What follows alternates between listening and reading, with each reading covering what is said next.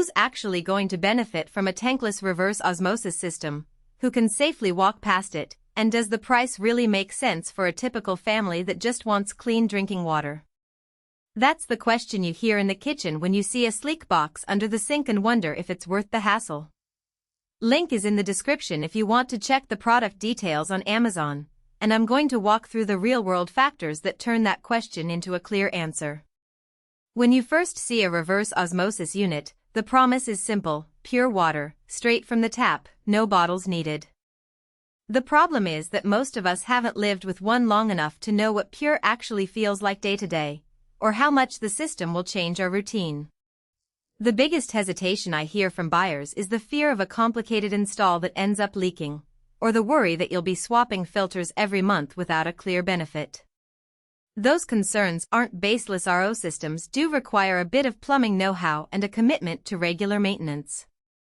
If you skip that research and just grab the cheapest model, you could end up with a clunky unit that wastes water, drips under the sink, or forces you to drink from a low-flow faucet that can't keep up with a busy household. That's why I'm focusing on the iSpring RO1000 BN.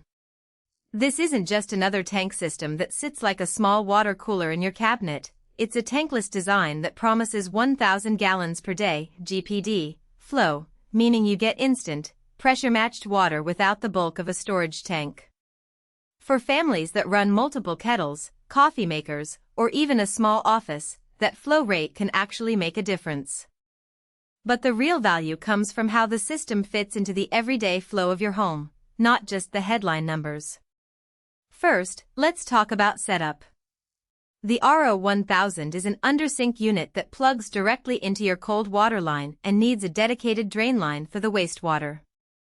The installation kit includes a quick connect valve, tubing, and a small pressure regulator, which makes a DIY install doable for anyone comfortable with basic plumbing tools.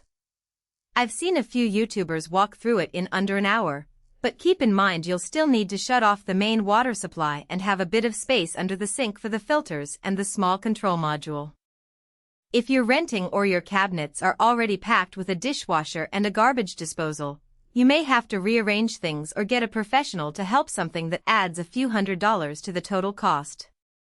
Now, onto daily usability. The smart part of the RO1000 is the intelligent monitoring feature that alerts you when a filter is due for replacement. Instead of guessing every 3 months, the system tracks flow and usage, sending a notification to an app on your phone. That's a genuine time saver if you already keep track of filter changes for other appliances. The water comes out of a dedicated faucet that looks like any other kitchen tap, but the flow is noticeably stronger than older RO models that often sputter when you open the valve. I've run a pot of water for coffee, filled a large pitcher for a family picnic, and even used it to rinse fruit, all without the faucet stuttering as I'd expect from a slower system. One hidden trade-off is water waste. Like any reverse osmosis process, the RO1000 rejects a portion of the incoming water to achieve that high purity. The system's waste-to-product ratio is roughly 3:1, meaning for every gallon of drinking water you get, 3 gallons go down the drain. For a household that drinks a lot of water, that can add up to a few hundred gallons a month. If you live in an area with high water rates or strict conservation rules, that waste factor may offset the savings you'd see from ditching bottled water. Some owners mitigate this by collecting the wastewater for garden use, but that requires an extra hose and a bucket or a small storage tank. Filter costs are the next practical consideration. The RO1000 uses a 3-stage filter set: pre-filter, membrane, and post-filter, plus an optional remineralization cartridge if you want a bit of calcium and magnesium back in the water. The manufacturer advertises a 12-month lifespan for the main filters, but real-world usage can shorten that interval, especially if your incoming water is hard or has a lot of sediment. Each filter replacement kit runs about $70 to $80, so over a 5-year period you're looking at roughly $400 in consumables.